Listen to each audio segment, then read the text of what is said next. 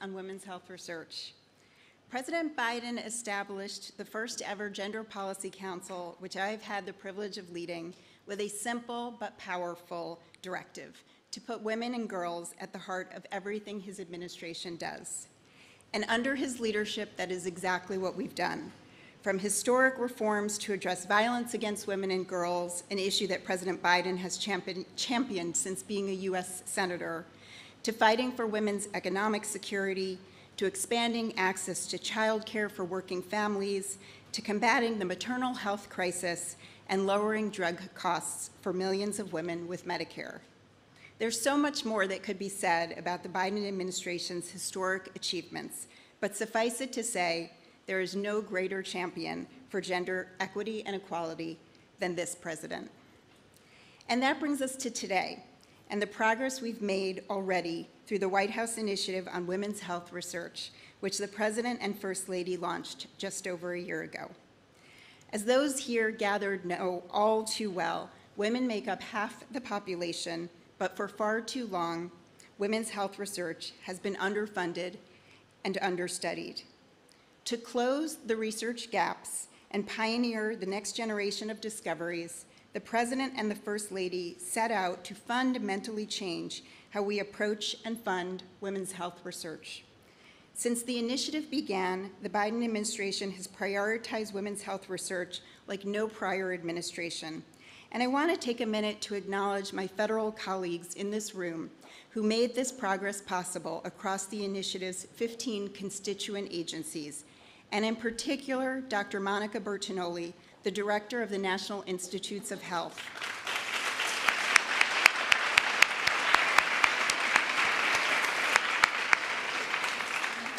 Who has been an incredible partner in this work and leader in this work.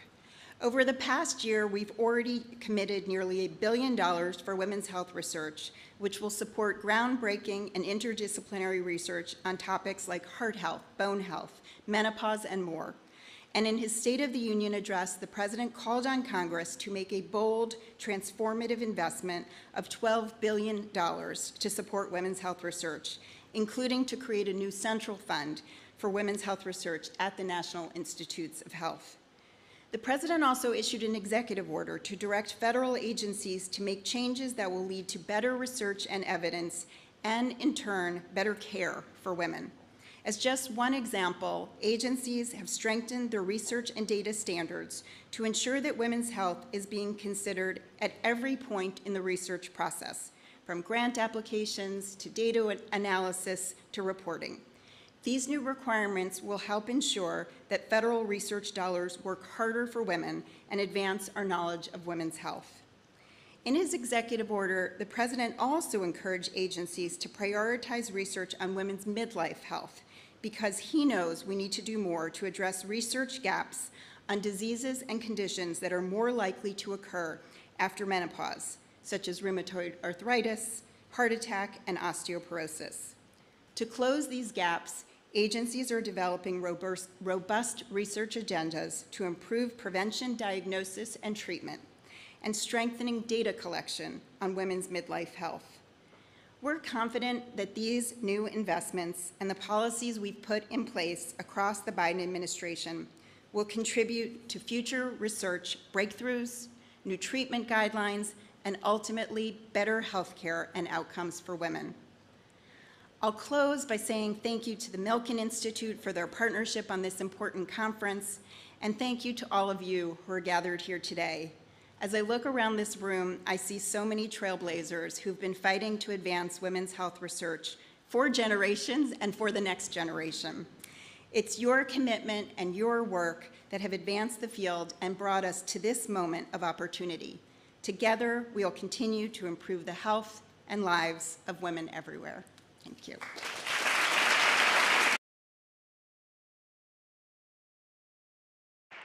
Please welcome Chair of the White House Initiative on Women's Health Research, Dr. Carolyn Mazuri.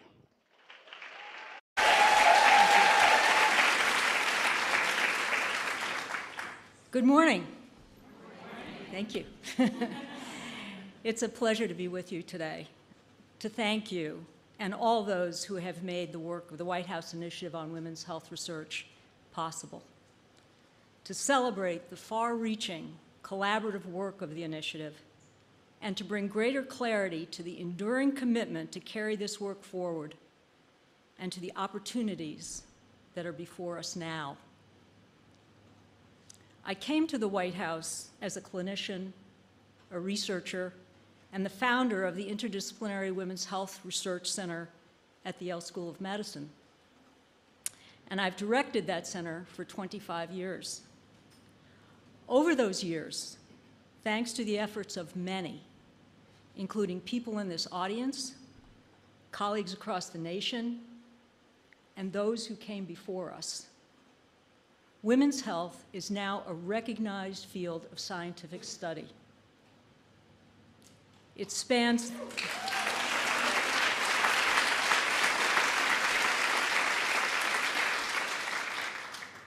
the breadth of health conditions that women experience, and there has been exponential growth in the meaningful research showing how health and disorders can differ for women and men, and the underlying basis for those differences, which can then translate into the development of targeted treatment and prevention strategies. Moreover, research has within its focus the development of data-driven interventions resulting in innovations in care, and importantly, there has been the successful development of new careers in women's health research which will propel research and empirically based care into the future. And so based on my experience, the scientific foundation is built. The stage is set for the further discovery and implementation of findings that are needed to improve women's health. And right now, we are at a very special moment. It's a special moment in the history of women's health research in that never before has there been such awareness, enthusiasm, support, and momentum from government, academic research centers, nonprofits, philanthropy, and industry, as well as from advocacy organizations and long-term devoted leaders for women, such as Maria Shriver, who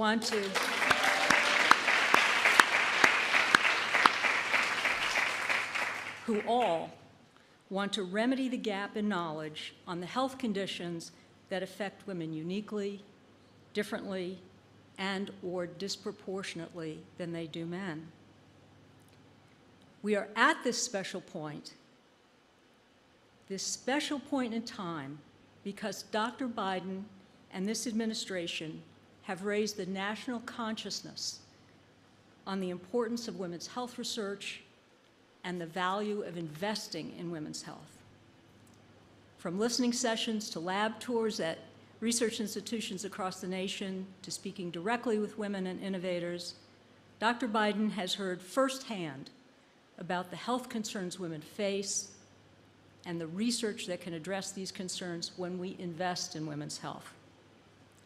Since the President launched the initiative, the First Lady has led the way.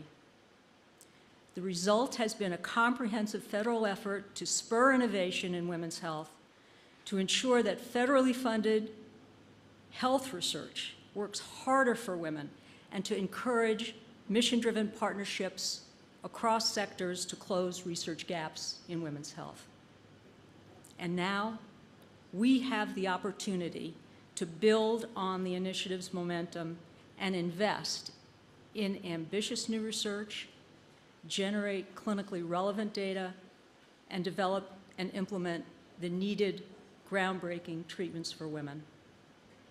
If we grow the scope and depth of women's health research, women's lives will improve, families will benefit, and the nation will thrive. In closing, I thank all of you for the work that you do and for caring about the health and lives of women. Thank you.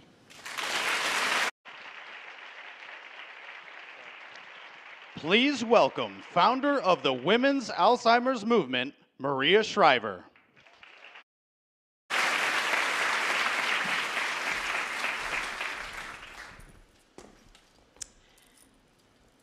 How beautiful does this room look, and how beautiful does everybody who's in this room look on this day. Good morning to all of you who are doctors, advocates, activists, researchers, and all-around badasses. That is you that I am talking to. Give yourself a round of applause.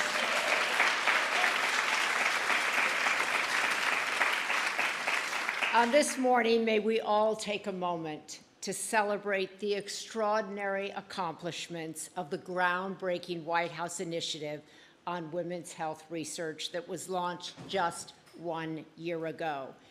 In 1 year, everybody in this room kicked butt. This is indeed a moment to celebrate, to give thanks, to acknowledge all that got accomplished, because everyone had a vision. They had a vision and a purpose that was larger than any one person. And what got done because everybody was brave, everybody was relentless, and everybody reached high. What got accomplished was and is historic, starting with the fact that not, as you heard earlier, not until this president and this first lady did we ever have a White House mandate regarding women's health research.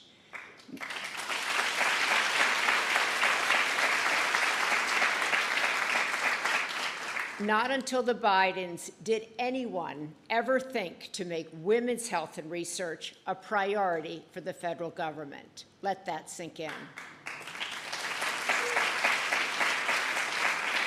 So thank you, Mr. President, and I know he'll be joining us in just a bit, and thank you, Dr. Biden, for recognizing this issue is one of health equity and justice for American women. Thank you to Jennifer Klein, Dr. Mazuri, Secretary Becerra, and everybody who worked to prioritize women's health research and pulled off everything that you just heard about this morning. There are 167.5 million American women in this country, women of every age, ethnicity, race, religion, and a political affiliation whose lives will be forever changed by the work that got accomplished this past year and the work that is yet to come. Let us remember that the commitment to change the future for women's health started here, inside this House, that has the promise and the potential to impact the world. You know, every time I walk into this house, I think of my mother, Eunice Kennedy Shriver, and she loved this place for a whole host of reasons, but she understood the power and the possibility that it holds. She knew better than most that those who live here matter. What they're interested in changes our nation. It changes the conversation that our nation has, and most importantly, it changes lives. She always told me, Maria, do not be afraid to go to whoever holds the power if you really want to get something big done. And that's why I went to Joe Biden.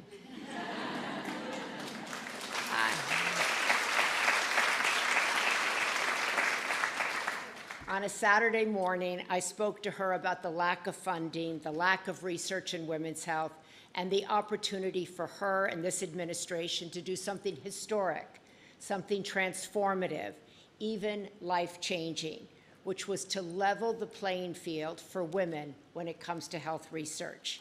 And she took it from there, and in record time, coordinated the biggest revolution in how women and girls in this country will have their future physical and mental health needs met.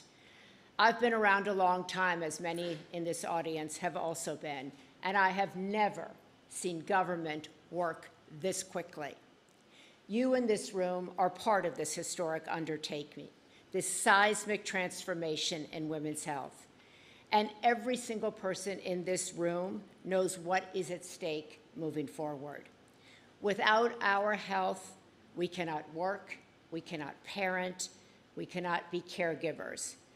And we also recognize that everybody in this room is one diagnosis away from a life-changing moment that could jeopardize the very communities and the families who depend on each and every one of us. I really hope that this effort to prioritize women's health expands way beyond our government. I hope that every tech founder, philanthropist, innovator, scientist, researcher, every elected official in this room and beyond joins in this clarion call for justice and equity. As you heard this year, the President also called on Congress to pledge $12 billion towards the future of women's health research. That's what it will take, he said, to bring us to parity, to get the women in this country the answers that they and we need in order to make sound, informed healthcare decisions that will save lives. What else will it take? It will take all of us working together to build something new. Women all across this nation of all faiths, races, and political persuasions will need to tell our stories, and we will need to demand justice and fairness for women and girls. You know, when I was First Lady of California, I often invoked the Roman goddess Minerva, not just because she was on the California state seal, but because she was a goddess of wisdom and she was a warrior. Minerva knew when to put on her helmet and fight, and she knew when to take it off and talk about compassion and justice and wisdom. I believe every single woman in this country is a Minerva who can and will fight for something way larger than herself. Minerva vanquished everything she set her brilliant mind to. And I believe moving forward, this effort will take all of our brilliant minds and our open hearts as well. It will be hard, no doubt about that, but it will galvanize the best among us. It will spur us into action and prove yet again that reaching for the stars is within our grasp. There is no doubt in my mind that we will make good on this pledge to continue to transform women's health. No doubt in my mind that we will be able to show women across this nation that they are valued, that they are worthy, that their lives matter, and that their stories are real. We women do brave, hard things because we recognize that brave, hard things are what create a more just, a more tender, and more loving world. Emerson once wrote that what lies behind us and what lies in front of us are tiny matters compared to what lies within us. So today, I hope we can all tap into what lies within us and light it on fire. Thank you very much, and thank you, Dr. Biden. Please welcome Executive Vice President of Milken Institute Health, Esther Krofa.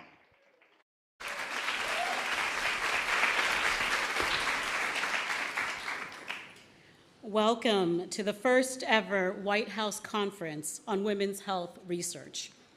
This conference was organized in collaboration with the White House Initiative on Women's Health Research and the Milken Institute to advance health research and discuss how to continue making progress on improving women's health.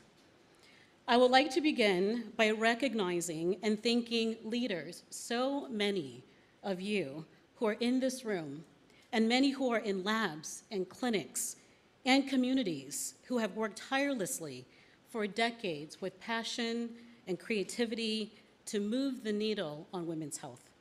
Because of the seeds sown by these champions, we are here today. The accomplishments of the White House Initiative in this past year alone has been extraordinary. Not only do we have energy and momentum on our side, but we are seeing results across research, industry, and advocacy. We have seen increased collaborations and elevation of women's health as a priority because of the leadership of the White House. More investment of funds are going into capital for women's health innovation. More teams are being built to scale innovations on everything from autoimmune disease to menopause to digital health solutions. Over the next hour and a half, you will hear from leaders at the cutting edge of research and innovation working to move us forward. We will start with 3 dynamic presentations from researchers at the front lines and 2 panels of leaders addressing the business case for investing in women's health and leaders using their voice to move women's health forward for the many, many years to come. Today is all about hope and excitement, and I hope that all of you can feel that today. Advances have been made to improve women's health, but there are many more areas to tackle. Data show that we face persistent underinvestment in research on women's health across many different disease conditions. Although 31 years ago, Congress passed the NIH Revitalization Act, requiring women and people of color to be included in NIH-funded clinical trials, underrepresentation of women in clinical trials, particularly in early stage, persists. In the US, only 4% of healthcare-related research and development efforts are targeted specifically at women's health issues. Addressing these gaps could lead to improvements in women's health outcomes, increased years spent in good health, reduced years of disease, and reductions in disruptions to work productivity. We have, as women, significant market potential. Investments addressing the women's health gap could potentially boost the global economy by $1 trillion annually by 2040 and add more women who stay longer in the workforce. We must change how we approach and fund research on women's health. At the Milken Institute, we've been working with many of the people in this room to design funding and partnership solutions to bridge gaps and spur innovation.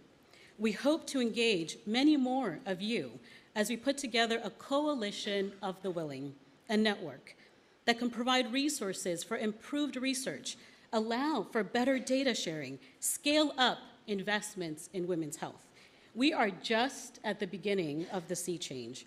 Progress is possible and can be achieved through partnership. Let's move with haste to create and solidify collaborations to improve women's health. And now, please join me in welcoming our first speakers to the stage, discussing the next wave of scientific innovation in women's health. I would like to introduce Dr. Marlena Fazo of the University of Southern California. Please join me. Dr. Martha Gulati of Cedars-Sinai Medical Center Smith Heart Institute. Join me. And Dr. Lisa Mosconi of Weill Cornell Medicine to join me, please.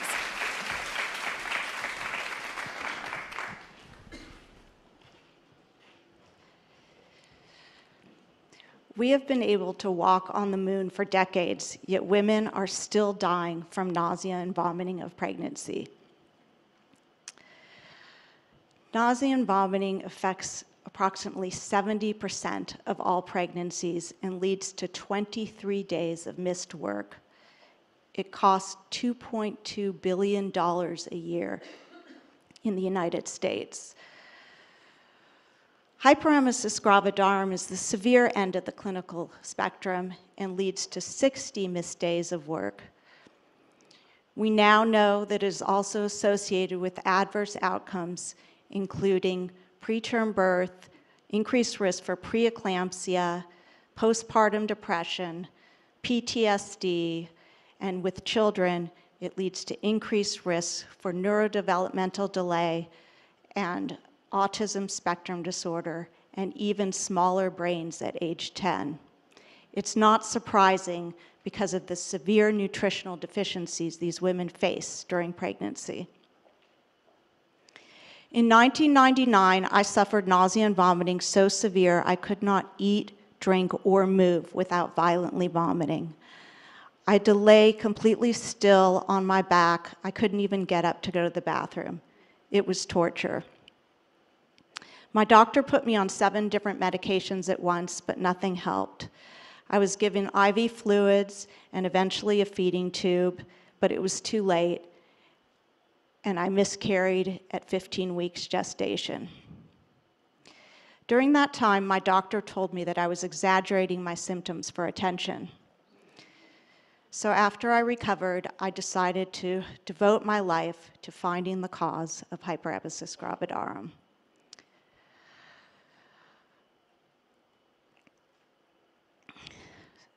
So I have a PhD from Harvard in women's health, where I found the first genes for uterine fibroid tumors. So I decided to take a genetics approach to find the cause. I couldn't get support for my work, so I had to work on weekends and nights and Fridays, recruiting over 1,000 patients to study. During the day, I worked on ovarian cancer for 20 years. I'm delighted to say that I have now found the cause of nausea and vomiting in pregnancy. It is...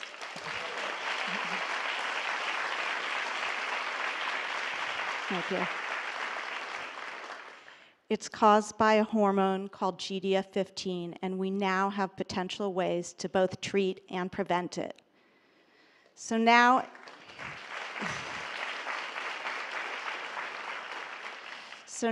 it is all hands on deck.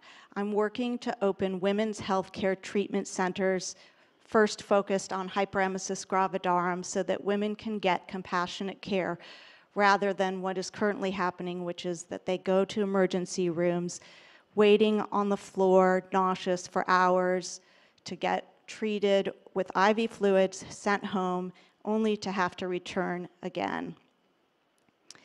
I'm also working with pharma to develop a drug for hyperemesis, and working to do a strategy to test a strategy to prevent hyperemesis gravidarum. I'm eternally grateful to Dr. Biden for shining a much needed light on women's health, and I know it will improve the health of people for generations to come. Thank you.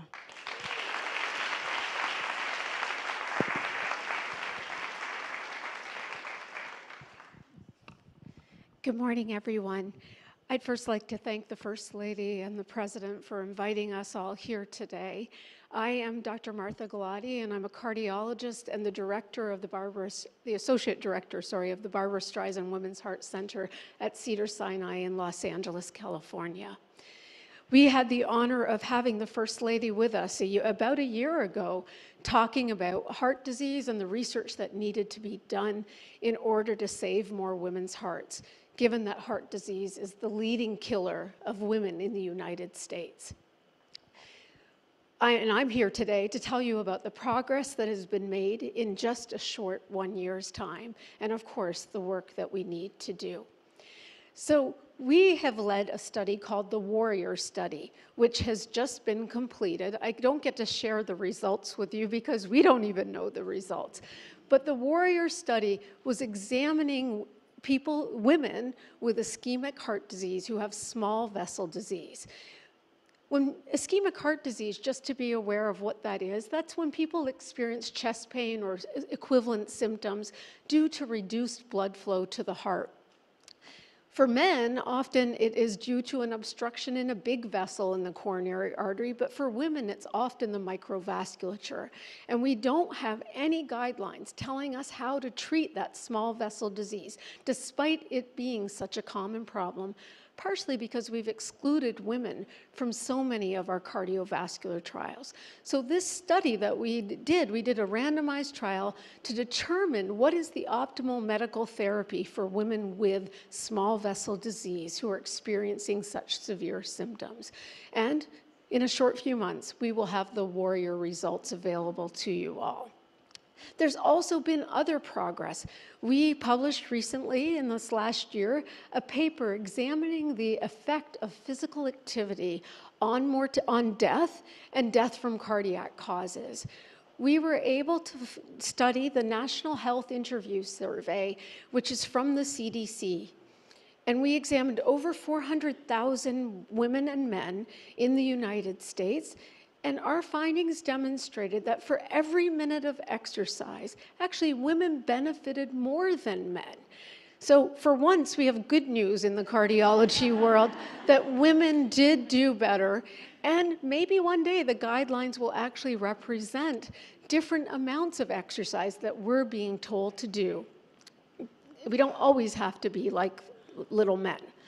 So that's some of the work. There's been some exciting developments related to preeclampsia or hypertension during pregnancy and identifying how it affects future risk for cardiovascular disease. Additionally, colleagues of mine at Cedars-Sinai have developed biomarkers to better predict who is going to develop preeclampsia, and that way we might be able to treat people earlier and prevent the consequences of preeclampsia, but also in the future potentially protect them from the future cardiovascular risk. There's also been developments in a disease state in cardiology called heart failure. Heart failure is when the heart doesn't pump effectively. And we know that uniquely for women who undergo breast cancer therapy, they are more likely to develop heart failure as a result of the excellent chemotherapy, yet it does damage to the heart. So we haven't really had any treatment for that, but a recent study called the SARA study was just done in this last year, and it demonstrated that using a medication called an ARNI, or an angiotensin receptor neprilysin inhibitor, if we give that medication, we are more likely to reduce further damage to heart muscle for people who have cancer. And what was also remarkable about this study was not just the amazing results that they demonstrated, but this was a study that enrolled 90% women. When do we hear about that in our cardiology world especially? So these are excellent things for us to celebrate, but the work is obviously not done. Cardiology, cardiovascular research has predominantly been focused on men, and basic research, animal research, and human clinical trials have often left women out of those studies. So we still have to do further work. When we think about women's health, we need to think beyond the reproductive organs and think about the entirety of the woman and how we want to keep them safe. The initiative by the First Lady not only is going to save hearts, but it's going to save women's lives. So we thank you from the bottom of our hearts.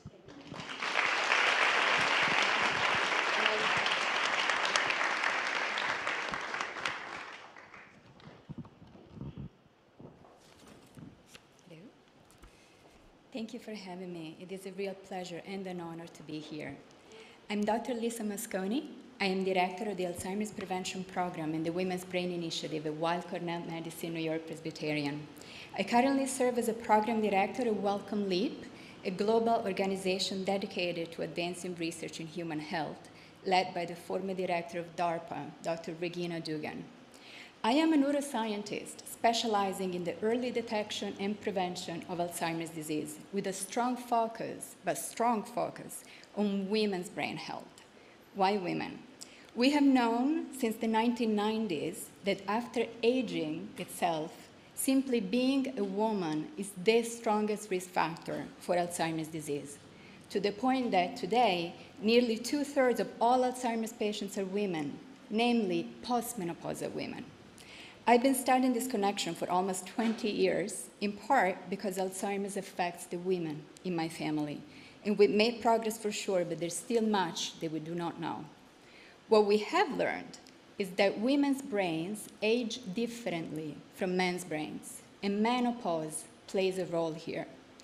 As a society, we associate menopause with the function of the ovaries and the end of fertility, but in reality, menopause impacts the brain just as much as it does the ovaries. Hot flashes, night sweats, insomnia, depression, anxiety, brain fog, memory lapses. Those are all neurological symptoms that come from the ways that menopause changes the brain. We have also learned that so-called sex hormones are brain hormones too. And estrogen in particular is a neuroprotective hormone that literally shields the brain from aging and from disease. So when estrogen declines, the brain enters a window of vulnerability during which the risk for Alzheimer's can increase. Now, to be clear, all women go through menopause, but not all women develop Alzheimer's or dementia. So the real question is, what keeps us healthy and what makes some women vulnerable instead? So what we have learned is that the longer reproductive span and the longer exposure to estrogen throughout life may protect against dementia, whereas estrogen deprivation, especially following early or induced menopause, has been linked with an increased risk. We have also learned that there is a connection between Alzheimer's and menopause hormone therapy, which we need more research to fully clarify. But I will say this. About 130 million American women use some form of hormone therapy, whether birth control, menopause hormone therapy, endocrine therapies for reproductive cancers, and yet we have never been able to directly measure the effects of these therapies in the brain. Never. This needs to change. We and others have done several studies mapping the impact of menopause and hormone therapy on the brain. My team and I, in collaboration with Dr. Roberta Diaz-Brinton, who is here today, have been looking at alterations in brain structure, function, energy metabolism, which you can see there in the slide, brain connectivity, and overall biochemistry. And we are indebted to the NIH, NIA, to Maria Shriver, to the Women's Alzheimer's Movement, and everyone who supported our work. But these are only the first steps. Today, menopause remains one of the most under-researched, under-diagnosed, under-treated, and underfunded fields of medicine, and so is the care of women's brain health overall. It is my hope that with more research, being a woman will no longer be a risk factor for Alzheimer's disease, and that my daughter and the next generations will have answers and effective solutions. And so I will close by noting that we owe women centuries of research. Thank you so much for the time.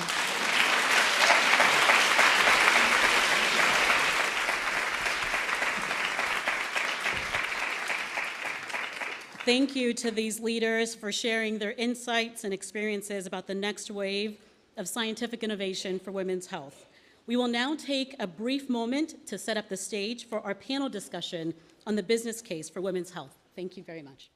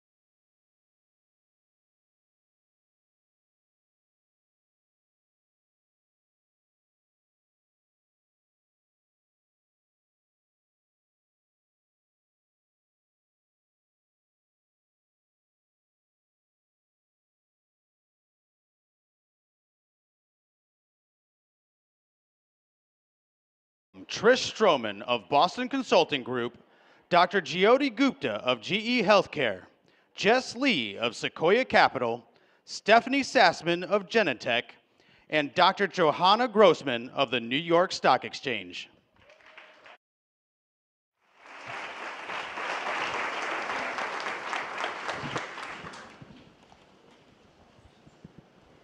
Hello, and welcome to our panel to discuss the business case for investing in women's health. I'm really excited to turn the corner from all this research and innovation that's so important to talk about how we bring products to women and providers. I'm Trish Stroman. I'm a senior partner with BCG, where I've spent nearly 20 years working across sectors to support clients in the healthcare industry. At BCG, we've mobilized a team to explore the investment case for women's health. We believe there is incredible unmet need, which we've all heard about this morning, but also a data-backed reason for companies to invest in this space.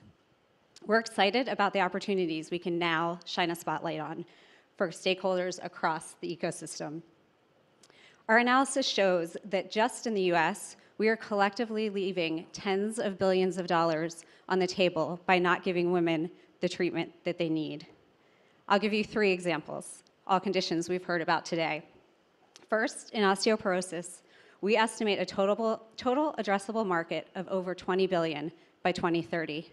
That's nearly 4 times the market today if women with osteoporosis were diagnosed and treated appropriately. In Alzheimer's, which we just heard about, the total addressable market could be 10x by 2030 if women who are often misdiagnosed or diagnosed too late receive the diagnosis and treatment that they needed. And in menopause, where there's incredible unmet need, we estimate a market of up to $35 billion if women with moderate and severe symptoms were able to seek the treatment they needed. All of that doesn't even fully account for all of the innovation that we heard about this morning. So, with those numbers as food for thought, I'm really excited to hear from our panelists to tell us more about where they see the opportunities. So first, let me introduce everyone. Dr. Jyoti Gupta is President and CEO of Women's Health and X-Ray at GE Healthcare. She's a driving force behind transformative innovations in medical technology, including innovations for women's health, like mammography and bone density testing. Next, we have Jess Lee, who is a trailblazer in gender diversity in the tech and investment worlds. She's a partner and chief product officer at Sequoia Capital, a venture firm based in Silicon Valley. Her portfolio includes Maven Clinic. She's also co-founder of All Raise, a nonprofit dedicated to creating parity for women in the tech ecosystem. Next, we have Stephanie Sassman. She's a portfolio leader in women's health at Genentech, which is part of the Roche Group, where she develops comprehensive solutions for women's health conditions. She's also works to address sex and gender disparities through positions in women's health focus groups at both WEF and the Gates Foundation. And finally, we have Dr. Johanna Grossman, who's the head of healthcare and life sciences capital markets at the New York Stock Exchange. As a champion for innovation in women's health, she leverages her expertise with life science to connect healthcare companies with vital investment opportunities. Thank you, all of you, for being here. Jess, if I can start with you. You're an investor across lots of categories at Sequoia. How does women's health market compare to other markets that you're watching? And maybe how does it compare with other industries that have gone through this kind of acceleration that we're experiencing in women's health just now? So what's fascinating about women's health is how underhyped of a category it is compared to its massive market potential. I mean, we're talking about a market that affects half of humanity, yet the sector has remained pretty underfunded and underinvested in. You know, at Sequoia, we've had the privilege of partnering over the last 50 years with companies like Apple, NVIDIA, Google, DoorDash, Airbnb, and in the women's health space, Maven Clinic. Kate Ryder is over there. She's a total force of nature. It's the largest telemedicine network in women's and family health. Also Natera, which does prenatal testing and cancer screening and breast cancer screening. But what we found is sometimes the most underhyped sectors are the best places to build very large businesses. That said, it does require pioneers, trailblazers. I'm so grateful for all the people in this room who are those early believers coming together to have this conversation. I also think some of the most obvious markets are sometimes hiding in plain sight. And the reason they're hiding in plain sight is actually tied to the demographics of the people in power. And so venture is an industry that is, when I started 8 years ago and when Kate started the company 10 years ago, I think venture was 7% women. Today it is, I think, 17% women. And so the conversations have started to change. And when Kate was first pitching rooms full of men, I think they just didn't quite relate, didn't quite see what we here, I think, all see as an obviously large market. And so she grinded her way towards building what is now a $1.7 billion company that covers fertility, maternity, postpartum, pediatrics, parenting, and now menopause as well. And that's been such a journey. I think another example of, because you asked for an analogy of a market that's been hiding in plain sight, circa 2004 to 2008, if you looked at social networking, a lot of older VCs didn't understand the power of connecting with college kids, didn't get this thing that was happening with the kids, didn't realize that that could turn into what is today a $1.5 trillion company. Meta, WhatsApp, Instagram, and Facebook all came together to form Meta. We're grateful to have been investors in 2 of them. And it's just very obvious now that venture capital firms should hire young people to stay on top of the Gen Z trends and what's happening in order to make sure they catch these investments. And similarly, I think venture firms are realizing they have to hire women who will see these opportunities, but it does require pioneers like Kate and many of the people in this room to be funded, all your scientific research. We should talk after this. It requires those big businesses to be built for, I think, the capital to move, for the power to move, and for it to be culturally known that, hey, women is big business. Awesome. Thank you. We have the venture perspective. I would love, actually, Stephanie, to come to you a bit for the industry perspective. Our analysis showed that a lot of that untapped market is actually sitting in the biopharma sector. I would love to hear from you about how Roche thinks about this. What are the biggest opportunities that you're seeing, and what will it take to realize them? Thanks, Trish. It's great to be here, and thank you so much to everybody for all your work on this. When we think about women's health, we truly start with keeping women well. We have diagnostics as well as medicines, and so supporting them if they do get sick, and really thinking about women's health for conditions that uniquely, differently, and predominantly impact women. And so from that perspective, if we think about the business opportunity, I think there's sort of two camps, right? And we've heard about both of them this morning. There's these conditions that uniquely impact women, the so-called bikini medicine, that have been completely under-researched. And I think we heard this morning about research for hyperemesis that was having to be done on people's spare time, right? That should not be the case. But if we think about a condition like endometriosis, it impacts 1 in 10 women for decades of their life, right? It's one of the leading causes of infertility, not to mention school days missed, work days missed, pain that women experience. And if you look at the market for that presently, it's around $1 billion. That's the total market. That's very small. If you think about the size of the women that are impacted by that, 1 in 10. If you also look at the pipeline, it's also quite small. But it is an area that as we have more scientific understanding of the disease, as we have this research come out, we are able to bring forward new innovations that are truly disease modifying in conditions like this. And there are very few disease areas that impact so many patients that don't have any disease-modifying therapies.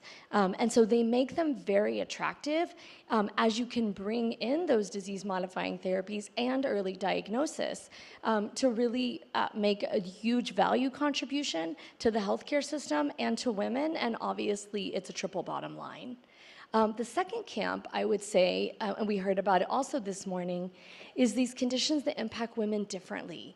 If we think about cardiology, right, the cardiovascular diseases, the neurological conditions, these are conditions that impact huge amounts of patients. But if we look at women, some of them impact women predominantly, like if we think about Alzheimer's disease or MS, or impact women differently when we think about cardiology.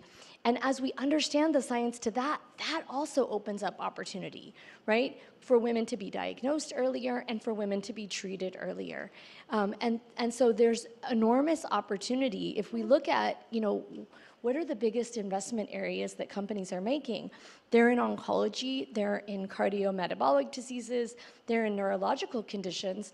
And right now, obviously, we heard that there's imbalances in really understanding sex and gender. But when you can understand sex and gender, you can bring forward differentiated products. And those differentiated products will create an enormous value. And the value will be for patients, but it will also be for our economy. And that will be a value for the system. And so there's tremendous opportunity in those two camps. And I would say that the research and the things that we're investing in are really what helps to unlock that. Great. Thanks so much, Stephanie. I love making that connection from the research to the opportunities for companies. It's so important. Jody, if I can come back to you, misdiagnosis or just lack of diagnosis is at the heart of a lot of the challenges we've talked about, both for women, but also to unlock these markets. I would love to hear from you where you see opportunities in the diagnostic space and what will it take to realize them? What are some of the challenges? So in the diagnosis space, lots and lots of different areas of opportunity.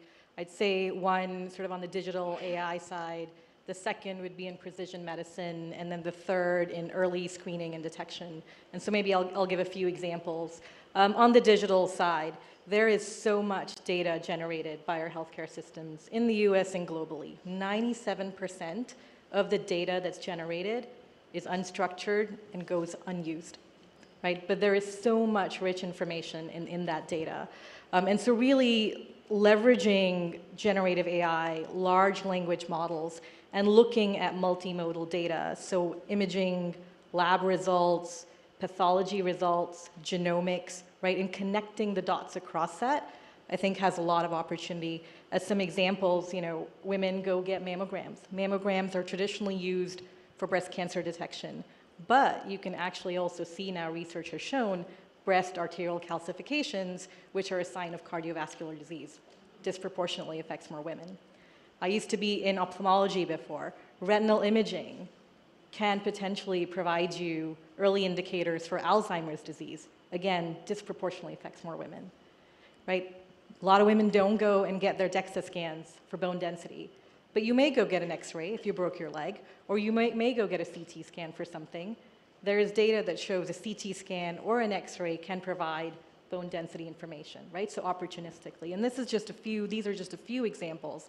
But if you think of all the data that exists out there, and to your point, things hiding, in this case, perhaps not in plain sight, but there is so much information hiding in the data that is already existing.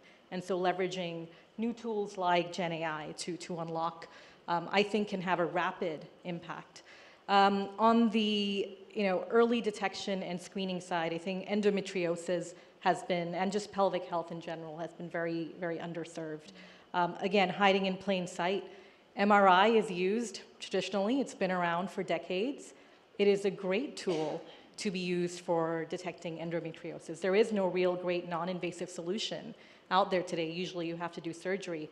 Same goes for ovarian cancer, uterine cancer. There aren't many tools. MRI exists in plain sight. It just hasn't been adopted. And so we at GE Healthcare have done a partnership now, a research partnership with UCSD, where we're creating protocols and basically an atlas and a database to say, how can we use advanced imaging techniques and bring them to the masses to detect endometriosis and other pelvic health diseases. And then precision medicine, I think, is one, to your point, what's innovative and exciting. I think extremely exciting. Radiopharmaceuticals, which are very, very targeted and can help you detect and show up on an image exactly what's happening. I think that is sort of the heart of precision medicine, getting the right diagnosis and the right treatment to the right patient at the right time. And really, radiopharmaceuticals, I think, is a new area that's rapidly growing. We're seeing it for Alzheimer's. You can detect beta amyloid plaque in brain. We're seeing it for coronary artery disease. We're seeing it for estrogen receptor breast cancer. So that is one area that I personally and us at GE Healthcare are very excited about. And I think the new CMS rule allowing for now separate payments for nuclear imaging agents, I think just unlocks a lot of potential. And as a result of that, we're seeing a lot more investment in that space. And then lastly, care delivery, right? How we deliver care in breast cancer. When a woman goes for her screening exam, if she has to be called back, it can sometimes be weeks before she gets her next appointment to go for the next imaging, and then to go for the biopsy, and then potentially get a result. We've seen data show it can be as high as 30 days. In some countries, even longer. And so this concept of how do you do sort of a same-day diagnosis or one-stop clinic where you can get your screening and your diagnosis and your biopsy all in one day to reduce the time from a month to just a couple of days. It's sort of another way to sort of get to the early diagnosis. What it would take to recognize this, I think one is people, right? People who are really, really passionate and care about problems. I think at the end of the day, investors and companies invest in people. So I think that's one. If you have that, though, then it really comes down to are you solving the right problems? Are there right clinical outcomes? And is there a return on investment? Right? At the end of the day, we are running a business. We do need to generate a positive return of investment, but that allows us then to reinvest in the next technology, allows us to create jobs, allows us to take these technologies in underserved areas as well as outside the US. And so, making sure the business case makes sense, making sure there's a regulatory pathway, a reimbursement pathway, ensuring you're not adding unnecessary administrative burden to the healthcare system. If you talk to most hospital CEOs today, they will tell you how they are just short on staff. And so, fitting in sort of the practicality and the realities of how care is delivered. I love that you brought in all the parts of the ecosystem that have to work together to make this all happen. Thank you. Johanna, if I can come to you and maybe go back to the investment side for a bit. You have a very cross-cutting view across the health industry. I would love to get your thoughts of where is private capital flowing in women's health right now, and maybe where is it not flowing as much as we hope it would? Sure, Trish, thank you. And you've heard a little bit about some of the challenges, which I think I'm going to start with the challenges. So for the average investor, for the average person not in this room, women's health is a new sector. It's a new space, right? And what that means is that there are no real established benchmarks for investors to grab onto to understand, yes, if I invest now, I'm going to get this return of investment in 5 or 10 years from now. So that's one specific challenge. The second challenge is that we were coming out of a difficult funding environment, particularly in life sciences and healthcare, and women's health was not immune to that. Now, having said that, we're all here in this room talking about all the great advancements, and I think over the past, I would say, year to year and a half, we're really starting to hear about women's health. And that is bringing the attention of other general investors into this space, which is exciting, specifically in, for example, biopharma. So if you look at historically where women's health investments were made, it was typically more on the health tech side. But actually, over the course of the last year and a half, based off of the amazing data that is being discovered, we've heard about some of them today, that's bringing in money, private capital, into those spaces. The addition of government funding, right, from the White House, from the NIH, also into the space, is also attracting private capital because in some ways that helps to subsidize some of the research that's desperately needed, right? So looking at this year in particular, I'm super excited at the fact that, there's about a dozen biopharmas in women's health areas or developing a women's health product that received over 50 million in venture funding this year alone. And I think as we continue to come out of this tough, difficult funding environment into 2025, and as we get more data, that those are some of those spotlight opportunities that perhaps will help women's health and the women's health sector break into the mainstream. Thanks, Johanna. Maybe if I can stay with you for one follow-up. We have folks in this room from across the healthcare space. So we have researchers and innovators. We also have policymakers and CEOs. I would love to hear what specifically can this group do to continue to accelerate women's health investment in particular? I think we need to continue to build this community. At the New York Stock Exchange, we have the distinct privilege of sitting in between investors and companies and the entire capital markets ecosystem, and we're using our platform to shine a light on the importance of women's health. 2 years ago, my co-organizer, Jessica Federer, and I came up with the idea of let's bring investors together to talk about women's health. This year, we hosted our second year. Dr. Biden, thank you so much for being our keynote at that event. But this year, we brought in over $1 trillion in AUM, or investors representing over $1 trillion in AUM together to talk about what's new in the space. Let's share ideas. Let's share our thesis. But more importantly, get to know each other, get to know the ecosystem, build those connections, because that's how we're going to drive this forward. So I would encourage and tell everybody here, let's continue to build this community and the connectivity amongst us. Awesome. It's a great call to action for all of us. We are running short on time, so I'm going to do one rapid fire question straight across the panel. End of year, end of a really incredible year for women's health is a great time for some reflection. So I'd love to hear from all of you, 1 minute or less. One thing to celebrate in 2024, and then what are you most excited about, or what's your kind of thing to watch in women's health for 2025? And we can go straight down the row. So I think for 2024, lot to celebrate, but I think the biggest one for me really is this, right? We started over, a year ago, last year this time, there was no women's health initiative from the White House. And so this, to me, I think the progress and the momentum and the energy that has been generated has just been phenomenal. When we met with some of the staff here in January this year, we talked about the White House should really do something big and something bold. Little did we know, a couple weeks later, there's ARPA-H, and then there's the DoD funding, and then there's NIH. And so I think the White House really showed us what is possible. It started conversations in our organizations. I think we felt empowered. I certainly felt empowered to use all the data and all the momentum to talk within my organization and also reach outside.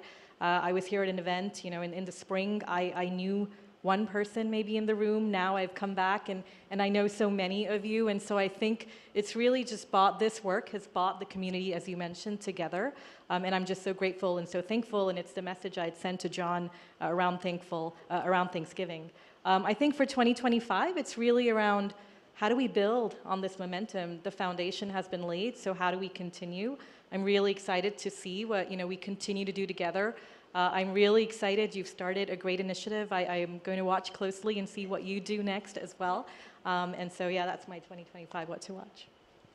I think I'm excited for the same thing in 2024 and 2025, and that is menopause, which is millennials are starting to enter menopause and are starting to tell the stories, to talk about it. Millennials created wellness culture, destigmatized mental health, and I think just sharing the stories of menopause, which has been sort of not talked about, not discussed, and therefore not funded, both on the research side and on the business side. Just telling the story, I think, creates a catalyst for change and people to know about the problem in the first place. And so I'm just very excited for that. Yeah, the highlight for 2024 has just been really the amp up of the discussion about women's health. Starting at JP Morgan with the first official women's health event, going to Davos, with the report released about the $1 trillion economic opportunity that we have in the world, to the ARPA-H sprint. It feels like there's been so many highlights of really changing the conversation and bringing in different stakeholders, which has to start, obviously, with patients and with women. When I look forward to 2025, I think that there's a lot of momentum and partnership to continue. One of the bright spots that I also see is what we can do as employers and forward-thinking employers.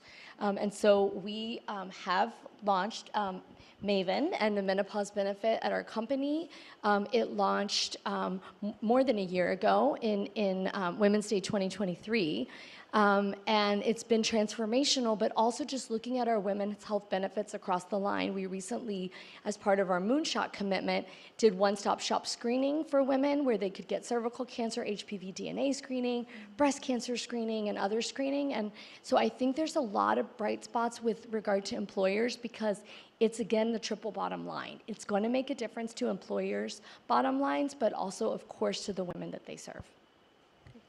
All right, to add on to everything here, I have to come up with something new, but something that I'm actually very excited about is the collaborative that WHAM has created of multi-billion-dollar funds to help drive investments in women's health.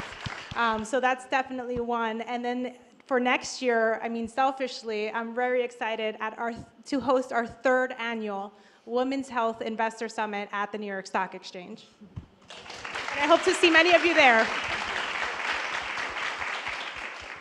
Awesome. Well, thank you all. It is so great to have you and to really continue this conversation around investment. I think I am most heartened to see just such alignment between meeting the needs of women and also real market opportunity, which means we can make this happen.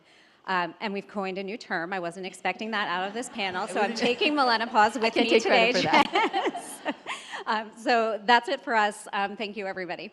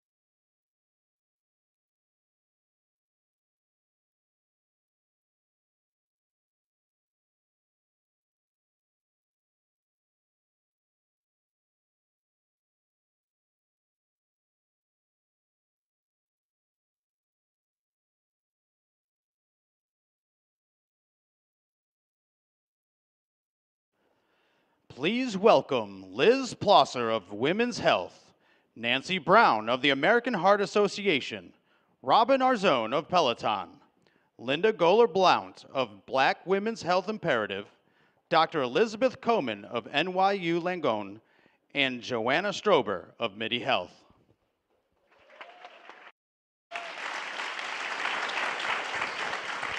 Thank you. I am Liz Plosser. I'm the editor-in-chief of Women's Health. I've been at the brand for 7 years, and I oversee every platform from print to digital, social, video, live events, where we had the great pleasure of having Dr. Biden speak at our recent first ever health summit. So it is a total honor and pleasure to be here today, leading this panel of esteemed women in health. We have with us nonprofit leaders and advocates, philanthropy and business leaders, communicators, and I am so excited to unpack with each of you the roles that you play and the path forward for women's health. I know each of you personally, or I know of you, and now we know each other personally today as well.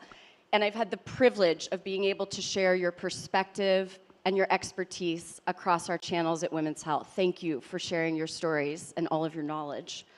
I want to begin by asking each of you to share with us your why. Why are you here today? Why is women's health so important to you personally? And we'll begin with you, Joanna. Yeah, so, everyone is starting with their personal stories, and I think that's what's so actually amazing about this group is that people here are truly trying to solve problems that impact them, impact their mothers, their daughters, their friends. For me, it was very personal. I was around 47 and at the top of my career, and I stopped sleeping. And we all have that experience, or many of us, actually everyone probably will, where you go and it's amazing how everyone goes through menopause. So what happens, you stop sleeping. You wake up in the middle of the night and actually your bed might be soaking wet. You kick your partner out because you need their side of the bed. And then you go to work the next day and you're tired.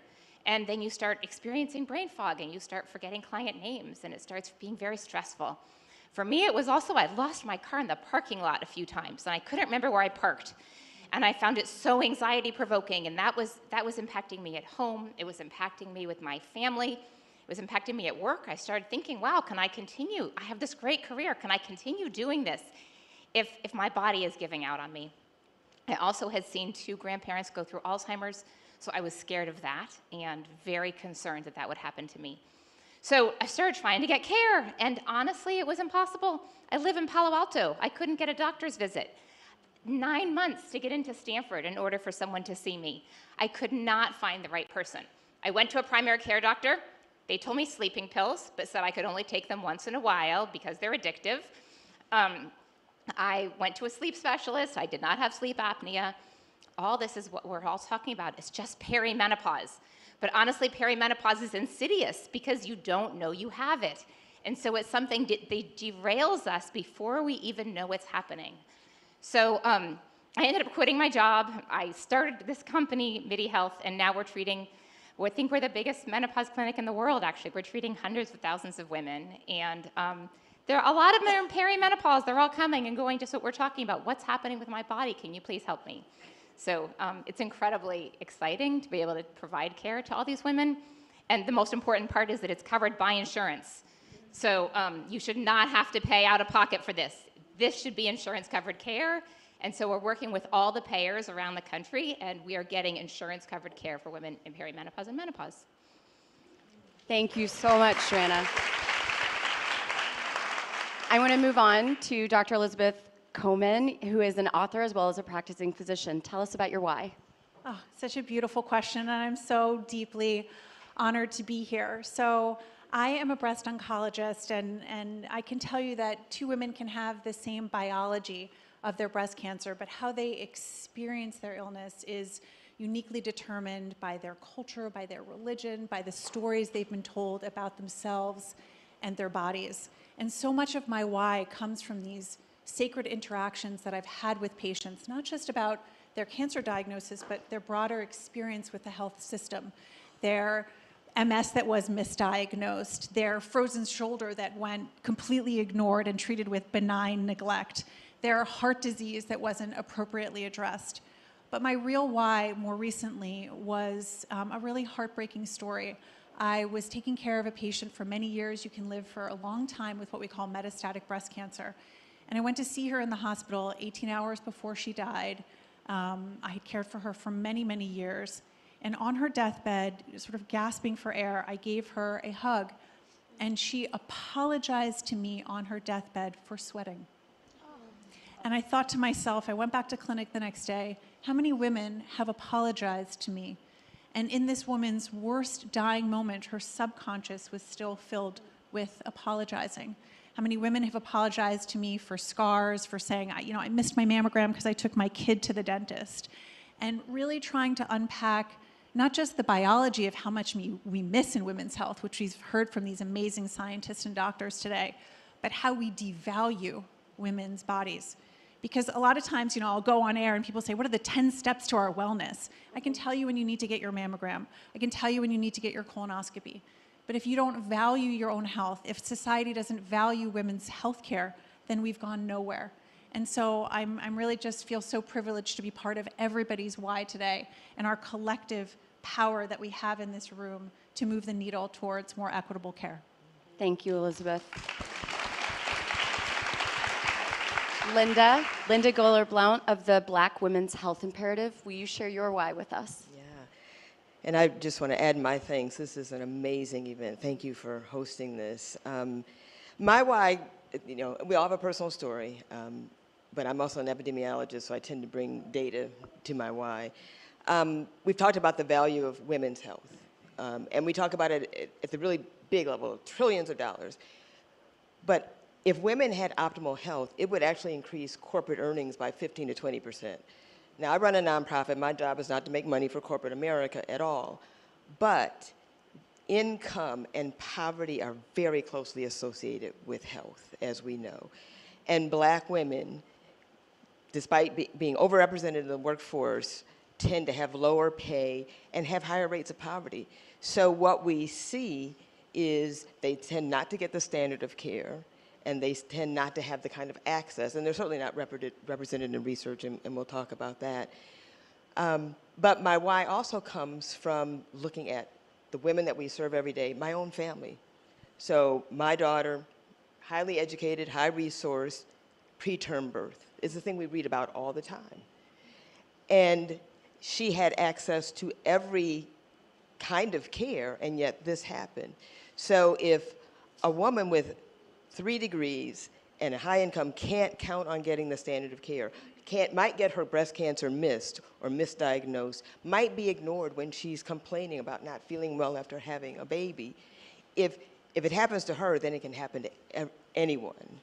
So my why is to make sure that doesn't happen. We can do better, we know better, and it's incumbent upon us to make sure that we all prevent that and that we all get the standard of care that we deserve. Thank you.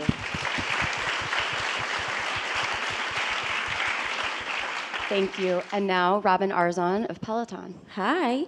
Hi, everyone. I'm Robin Arzon. I am Vice President of Fitness Programming at Peloton. I sincerely hoped we have moved together in some way, shape, or form. That is my life's mission, is to get people moving. I was not always an athlete. We talked a little bit today about storytelling. I believe Jessica mentioned, stories being so pivotal to this work. We can see trends, we can read research, but it is my singular mission that women feel at home and empowered in their bodies. Movement is medicine, and sure, I love seeing biomarkers, change, but I more so like to see the spark turn on. I see can't turn to can millions of times a day. A lot of those interactions are virtual, so I consider myself a digital creator, a digital storyteller. My Peloton classes mostly are virtual, and anecdotally, I'm a nicer person after I've moved my body.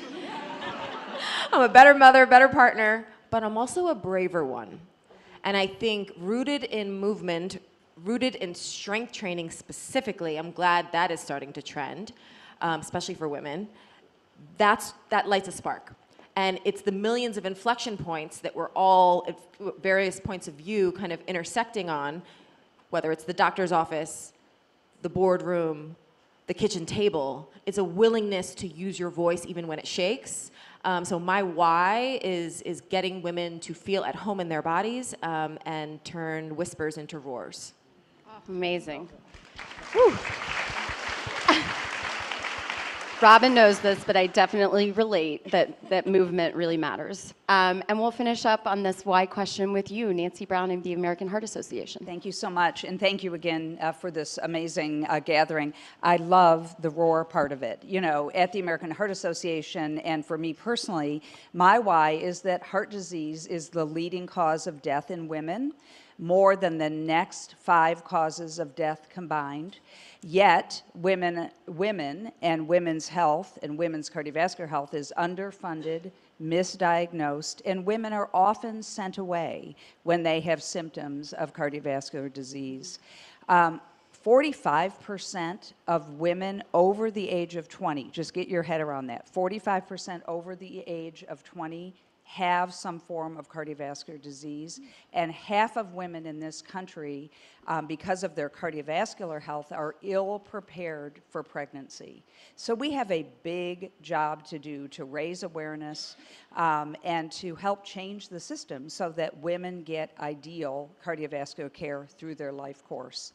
For me, my why personally, I always think of my sister, 56 years old, had 2 strokes from undiagnosed atrial fibrillation. That did not have to happen to her. Thank goodness, and I see my dear friend here from our American Stroke Association, she was transported to an American Heart Association designated comprehensive stroke center where she had TPA administered, and she was able to resume her life normally. But her AFib was not diagnosed by world-class doctors until she had her strokes. And this should not happen to women in this country. Women should not be sent away from emergency rooms. Women should not be told that their cardiovascular symptoms are stress and anxiety and that they should go home and get some rest. This still happens to women today, and that is my why. Thank you, Nancy. All righty, we're gonna roll up our sleeves and dig in just a little bit. Robin, I'm gonna come back to you. I loved what you said about storytelling, and I'm sure everybody here already follows Robin, but if you don't, you need to. Health influencing across social media platforms is most definitely on the rise. I have feelings, but let's focus on the positive. It builds awareness, education, in many cases it builds community, and as we've heard earlier today, there are a lot of topics that are becoming more mainstream, like millennial pause and others. So I think that's a real benefit to all of us. But I want to talk about you specifically, because you share your story across your platforms. So what do you think about when you're sharing, and how do you think the rest of us can use some of those platforms to help close these gaps that we've identified today in research? I mean, I think that there's, when you share a story on social media or in community, right? This is a new way that we are gathered around campfires, right? And this, it feels like you are alone, but really you have the potential to create a cascade, to make a wave. And I think that is what I've seen time and time again on these digital platforms is, you know, it's like, oh, I thought this was just me. And then we realize, oh, not only is it not just me, it's half of the human population probably going to, you know someone or experience something like this themselves. So the consciousness raising that I've seen and the community building around it is significant, but it's also the willingness to share when you see someone else being vulnerable. I mean, for myself, I was diagnosed as a type 1 diabetic as an adult. It was actually on the eve of me joining Peloton.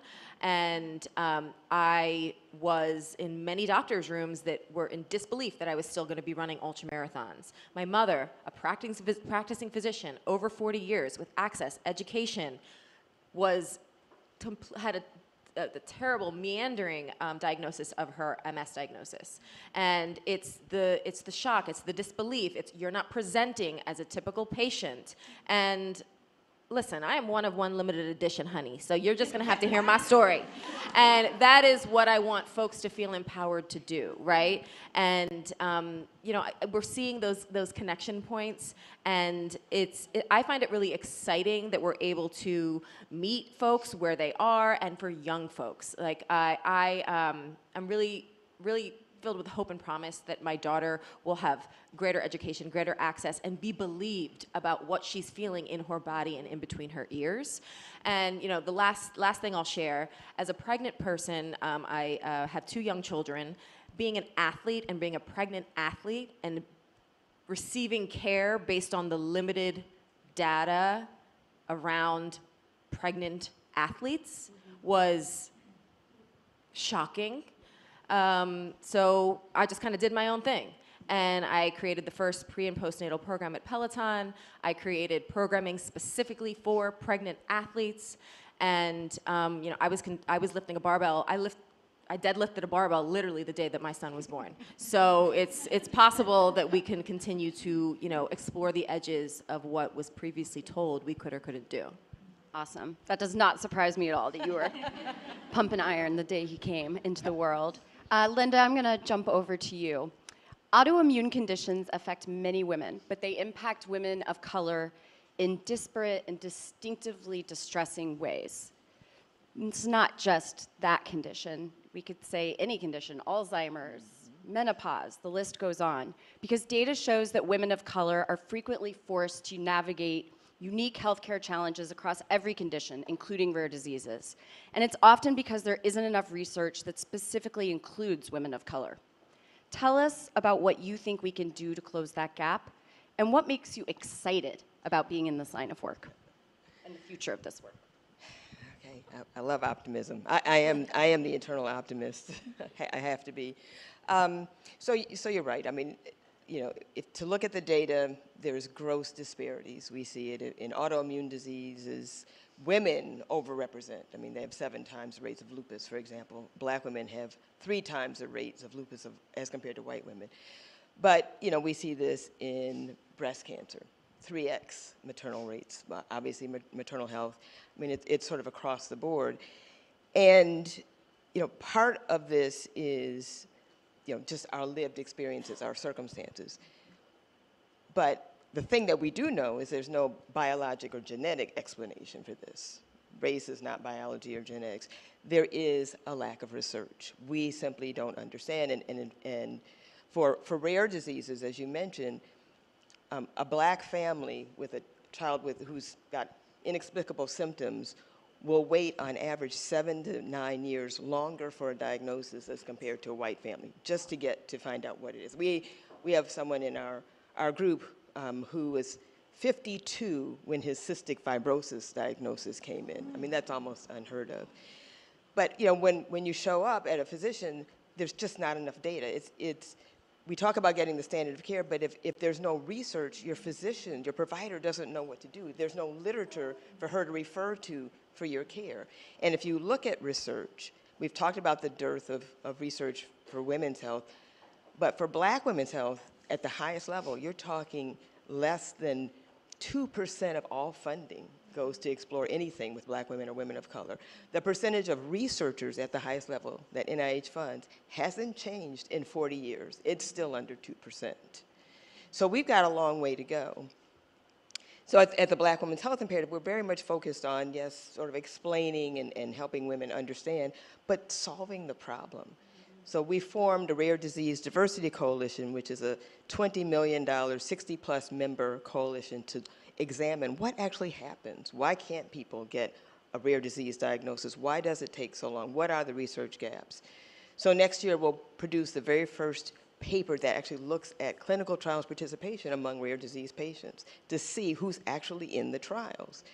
There's a saying, you know, we talk about evidence-based medicine all the time. What becomes evidence depends on who's asking the questions and who they're asking. Some might say who's funding it. But until we change that, then we continue not to have the kinds of answers we need. And the other thing that I'm really excited about and optimistic about is we've launched a breast and cervical cancer research project. So, you know, we've talked about screening of breast cancer. and the difference that Black women experience, again, not biology.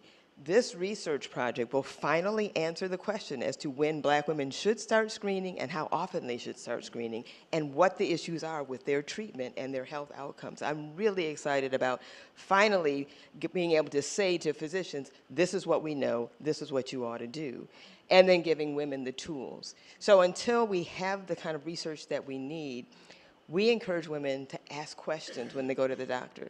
Because it's not that doctors are not trying to provide good care. Some things just don't occur to them. So by prompting them, do I have colon cancer? Do I have breast cancer? Should I do this? It'll at least get a doctor thinking, oh, yeah, I should probably order this test or this screening, or maybe I should refer you to this provider, so that women have the best chance of getting the standard of care while we wait for the research and the data to finally answer the questions that we frankly should have answered a long time ago. Oof, yes. Thank you so much. Those are staggering statistics. You really put it in great context. And also, I so appreciate some tactical, real-world advice that I think we can all take into our communities. Elizabeth, I'm going to move over to you. You shared a heartbreaking and emotional story just a second ago about your patient on her deathbed. And you've also said before in your writing, we need to stop apologizing for our medical needs and start asking questions that will lead to better knowledge and better health. I feel a lot of momentum here today on this stage and amongst all of you. What can we do to keep this going? We will keep it going. I have complete and entire faith that we will, and I just want to dovetail on what you said. I think in order to keep this going, we have to think about all the spaces that we experience medicine and scientific discovery. I mean, we're in the White House after all. I don't need to tell this group that it's inextricably linked to political landscapes as well. But we have the power to change who has a seat at the table and who we're listening to, because you couldn't be more right that unless we are listening and having an open mind to what are the issues that women are actually facing, what can we invest in? And we've got Lucy Perez here from McKinsey and WHAM, Carolee Lee, who talk so much about the importance of investing in women's health, but also understanding what women actually experience in order to drive the research forward, from the preclinical models to the exam room to what women feel when they go home. I'll share with you one quick story. I was doing a study for many years trying to develop a blood test that would pair with mammograms. And it's still ongoing to see when a woman goes for a mammogram and may need a call back, does she actually need the biopsy? Can we defer the biopsy?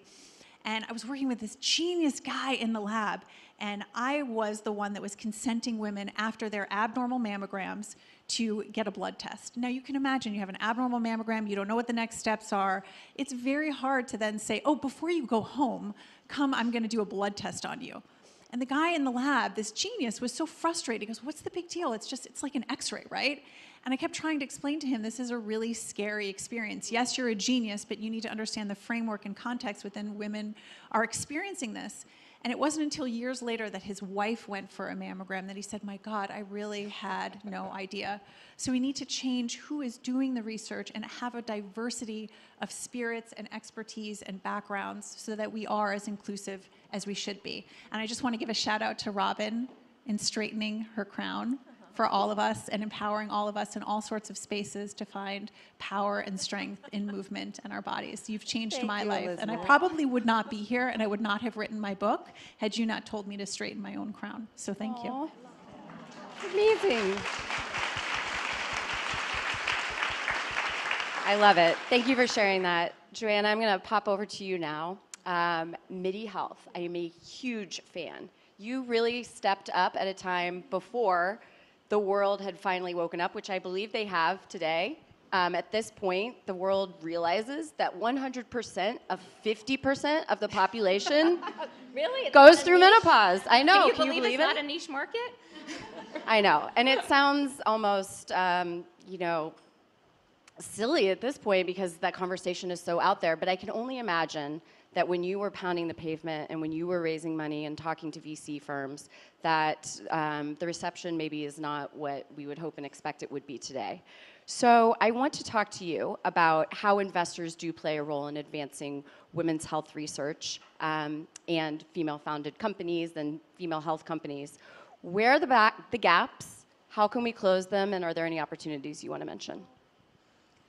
So, you say invest in women, and that is a mantra, right? Women start great companies. We have to get investment in women so they can build those huge companies, because once more people see large companies built by women, they will then fund more companies like that. It is definitely it's a virtuous cycle, and I think we all have to understand that. And we have to get women funded at all parts of the cycle. We have to get the angel funds thinking about women. We have to get the A and the B and the public markets all thinking about the fact that women outperform, and women are great entrepreneurs and great CEOs and can build enormous companies.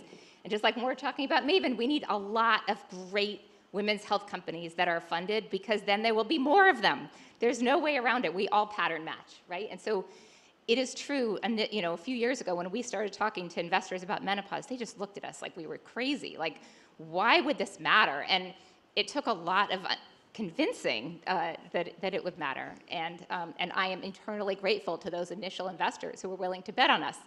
Now it's a lot easier. Now we have hundreds of thousands of people. Insurance companies are paying for us. They can see we're making significant revenue. Much easier to invest. So I think that we have to all rally around building big women's health companies, because it is going to then build more of them. There's no way around it. Like, once you see a few, you start getting confidence that there's going to be more. And so, take those initial bets, bet on a lot of early stages. Some of them are, what early money is like yeast, right? We all know about that saying. It is so true in women's health as well. And so we all have to be funding them early and then funding them often, so that we can create a lot of great companies. I'm just so confident they will exist. I have an incredible amount of confidence that whether it's this room, just the research alone in this room could create multi-billion-dollar companies. So we just need to take the research and channel it and execute. Amazing. Thank you, Joanna. Okay, we are down to the last few seconds. But Nancy, I want to give you a quick opportunity to speak about your perspective at the AHA. Anything you want to respond to or close us out with? Well, I think these amazing women, just go to show the power of women working together can make anything happen. And that's certainly what we believe at the AHA, whether it's through our targeted research funding, our new Go Red for Women venture fund that we've just launched to close the gap in investment in women's cardiovascular health. And I would like to say our Research Goes Red registry, where instead of asking women to participate in something that a researcher cares about, we are focused on what is it that the women want to have studied. And so that's an important angle as well, because they care a lot about every single thing that we've talked about today. Thank you. That is very exciting. I want to thank each of you for sharing your personal connection to women's health and for being such amazing luminaries and advocates in this space. I know that I learned a lot today. I feel very inspired by each of you. I'm certain this audience does. And I also know that you will continue to inspire the rest of the world. So thank you very much. Distinguished guests, please remain in your seats as we transition for our closing remarks. Thank you.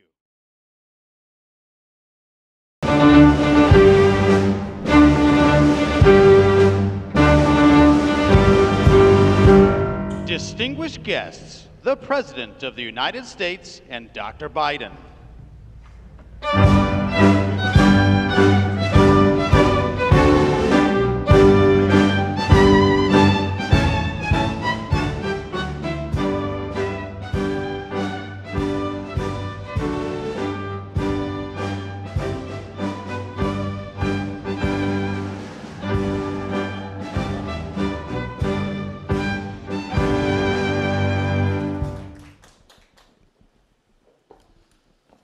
You're so quiet. It's like a classroom.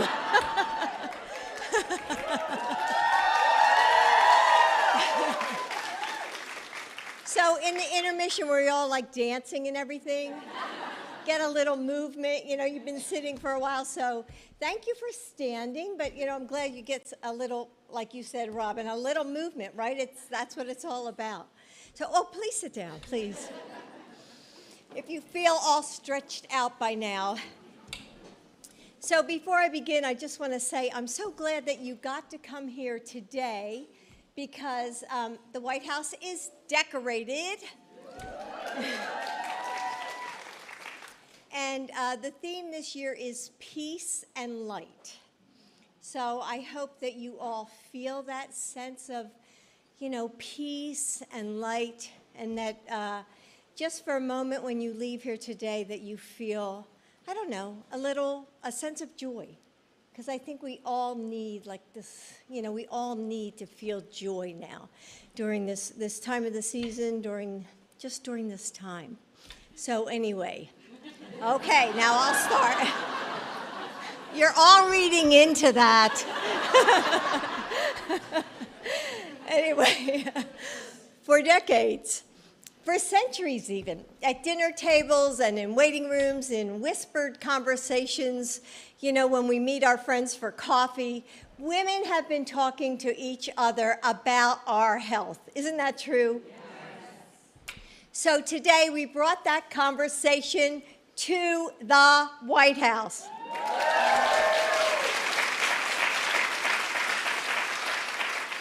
Today we are saying to women everywhere, we hear you and we will get you the answers you need. So thank you for joining us for the White House Conference on Women's Health Research. The United States has the best health research in the world. Yet women's health is understudied and research is underfunded, and so many of you have said this.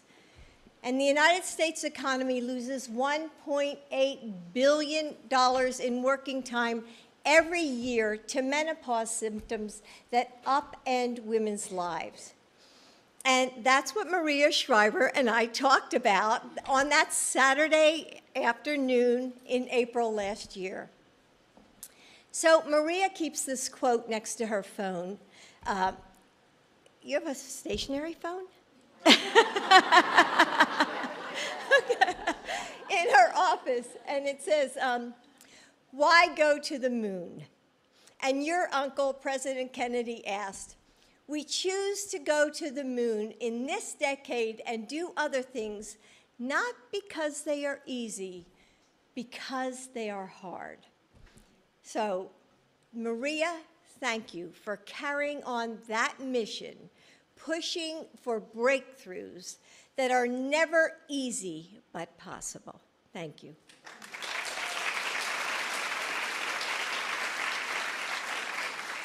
So a little more than a year ago, President Biden launched, thank you, Joe, the first ever White House initiative on women's health research.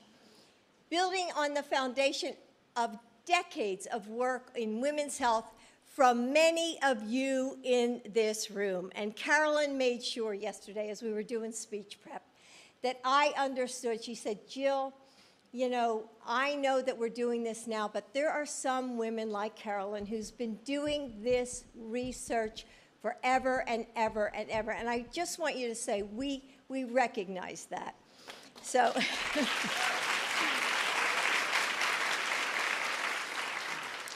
you heard from Carolyn, our incredible team here at the White House who's ensured that government-funded research and they will include women from the beginning.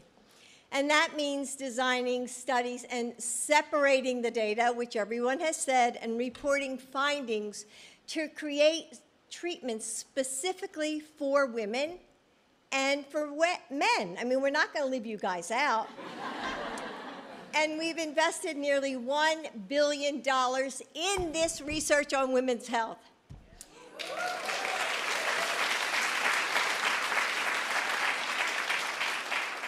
So over this past year, I've traveled around the country, and I have met, honestly, some really incredible researchers. And I've been to universities and the New York Stock Exchange to bring people together and create connections across industries. And the women of this country are paying attention. Researchers and business leaders are too.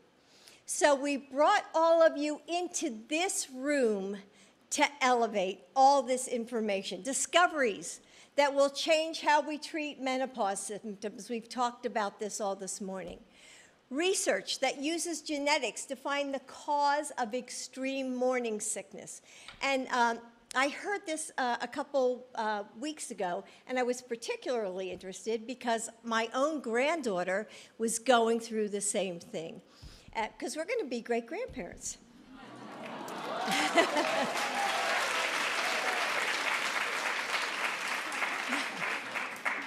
So funders and founders who are seeing the market for women's health products triple. Advocates are making sure that women know that solutions are at our fingertips if we just keep fighting for them. Together, we've laid down a new line, a marker of our progress toward closing the gaps in women's health. Everything that you've heard today, and hasn't it been like so informative and fascinating? I mean, I love these forums because I always learn something new. I just, it's just so inspiring because this is our new normal. And today isn't the finish line. It's the starting point. We, all of us, we have built the momentum. Now it's up to us to make it unstoppable. It has been the honor of my life to serve as your First Lady and to join you in this work. But my work doesn't stop in January when Joe and I leave this house. I will keep building alliances like the ones that brought us here today. And I will keep pushing for funding for innovative research.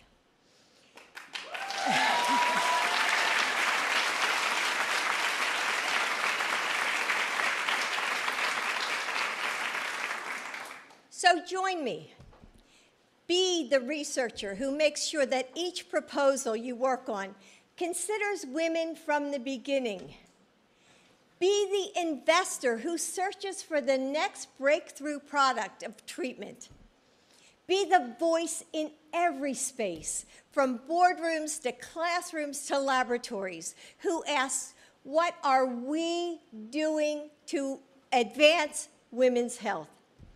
Let's make a promise to all those women out there right now, sitting in a parking lot somewhere after a doctor's appointment, wondering why you're not being heard. So maybe feeling, like you're all alone. And I'll just have to stop here for 1 second.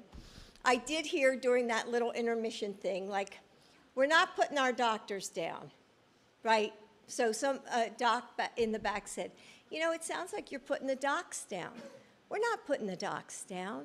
I don't want you to feel that way, but I think the docs are joining us and saying, hey, we want the answers.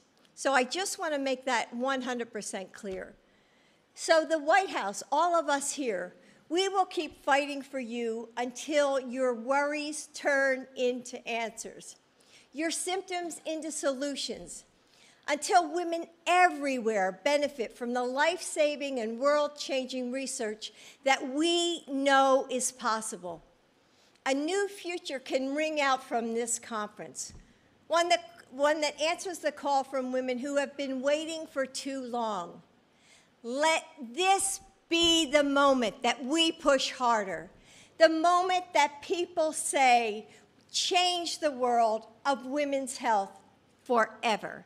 Thank you.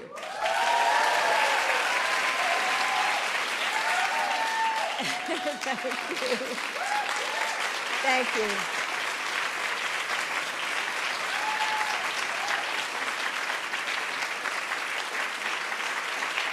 Thank you. Thank you very much. Please. So I'm so grateful to have a president who heard us and took action quickly. So without Joe, really, this wouldn't have been made possible.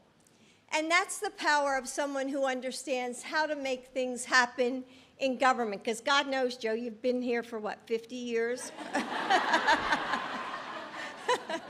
So someone who has fundamentally shifted how our nation approaches women's health research.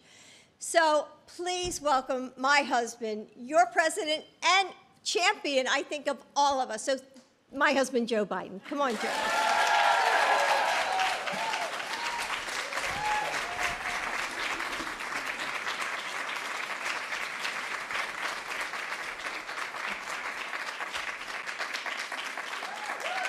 Thank you.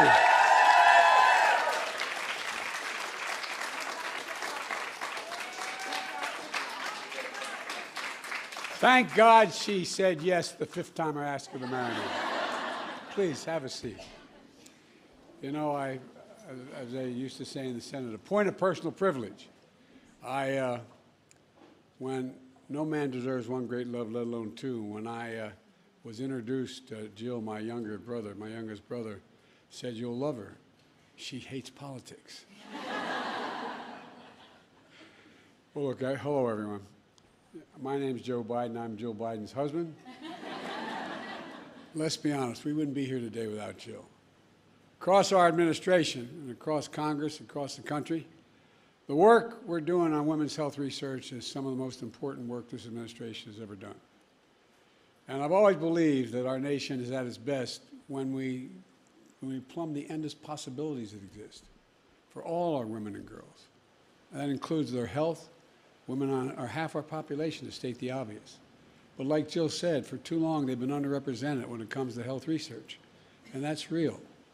You know, that's why over a year ago, we launched the first ever White House initiative on women's health research.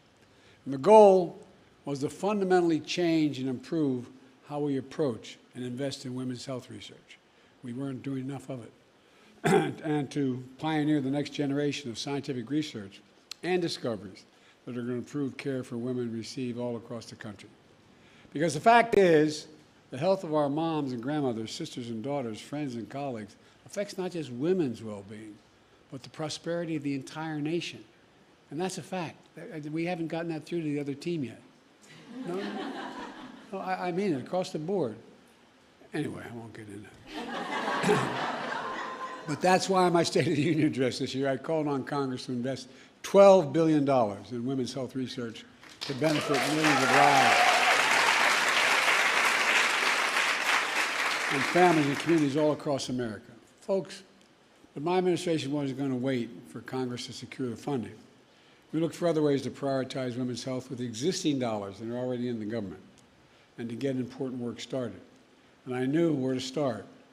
Rosa DeLauro. Rosa, stand up. I'm not joking. They say in Southern, y'all think I'm kidding. I'm not kidding. She's incredible. Every important thing I've ever tried to get done, no one paid attention to, you were there for me. I mean it sincerely. You're the best, Rosa. What you did on child tax credit, I mean, across the board. And folks, women's health is something that matters so very much. Along with members of her today, she's going to keep this effort going when we leave, when Jill and I leave. Well, we're going to fight like hell. We're no longer going to be president and first lady, but we're not going away. And so,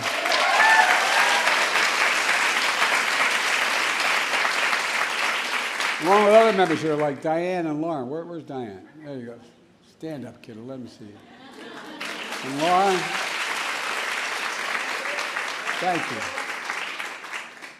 So I'm so proud that to date we've secured $1 billion so far in women's health research from different government agencies. You know, our new agency, ARPA-H, which is patterned after it's called Advanced Research Projects and Agencies for Health, is based on DARPA, which is the Defense Department program, or Advanced Research and Projects Agency. That drove breakthroughs. The Defense Department broke breakthroughs in everything from the internet to GPS. It had a big budget for doing everything else, but it also had this specific individual budget. And ARPA-H does for biomedicine what DARPA does for technology, driving breakthroughs to prevent, detect, and treat diseases including cancer, Alzheimer's, diabetes, and so much more. We're using their funding to drive breakthroughs in women's health and ovarian cancer and menopause and migraines and high blood pressure for pregnant women. The National Institute of Health is using their funding to break down the silos. A lot of silos in government, a lot of silos across America, to make more progress and do it more quickly. For example, we know that heart disease is the leading cause of death for women, but we don't know enough about how menopause may affect heart disease. And that's going to change now. We're going to learn so much more. And the Department of Defense is dedicating funds to research women's health issues like arthritis, cancer, chronic fatigue that affect women in the military.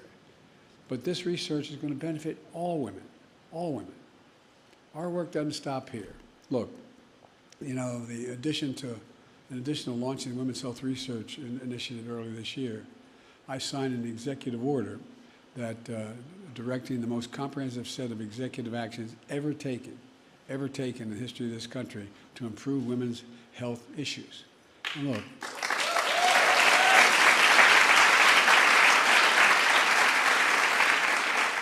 it ensures that women's health is integrated and prioritized all across the entire federal government, all research projects and budget plans, across the entire government. It spurs new research and innovation, a wide range of women's health needs throughout their lives. And it does so much more, so much more. Folks, there's literally never been more comprehensive effort from the federal government to spur innovation in women's health research in our entire history. And thank you, by the way, kiddo. I mean, if I can digress for a moment, I have been the beneficiary of a lot of the research been done. I had 2 cranial aneurysms, 2 9-hour operations. Took the top of my head off twice, couldn't find a brain the first time. But all kidding aside, I mean, research is going on across the entire world. I visited every single solitary major health center in the world, 7 of them. And, you know, a lot, what happens even in not just women's research, but, you know, docs who are great, they walk by the mirror and they see a Pulitzer Prize, a Nobel Prize about to be won rather than sharing the data. But that's all changing. That's all changing. And this initiative lays the groundwork for discoveries and research for generations to come. Mark my words. And the benefits we gain tomorrow will happen because we made the decision to do something about them today, now. And all of you in this room are leading the way, and that's not hyperbole, you really are. It's a hell of a combination of people to make things change. Let me close with this. And my daughter Ashley is sitting here. She runs she works for women. She runs a women's health center shelters in Philadelphia. And you know, this holiday season is time not for gratitude, but for reflection. Gratitude's important, but we got to reflect on what's going on. And let me say to you that it's been an honor in my life to serve as your president the last 4 years. But I'm forever grateful. I really am.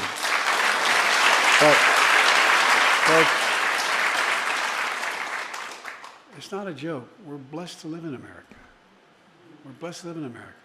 I've been over 140 countries. I mean, but for the grace of God, it could have been born in a lot of other places.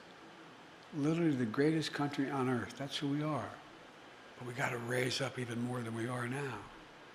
I often say America can be summed up in one word. I was on the Tibetan plateau with Xi Jinping, and he said, "Can you define America for me?" And this is all on the record.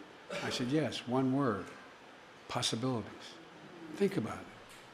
We're the only nation in the world where people, they think there's arrogance in that. But we've never failed to get things done when we set our mind to it. It's all about possibilities. Anything's possible. That's what the Women's Health Research Initiative is all about. Possibilities.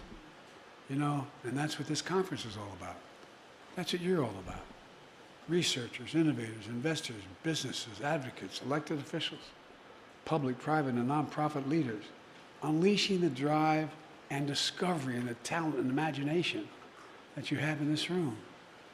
A spirit of innovation inherent in who you guys are. I really mean it. Think about it. Turn and look at the people you're left and right of you know are engaged in this. It's all about the possibilities and belief we can do things. We can change things fundamentally. I think inherent in the American conscience, setting a bold vision and taking concrete steps to make our dreams reality. Holding on to one more thing that we can never lose. Hope.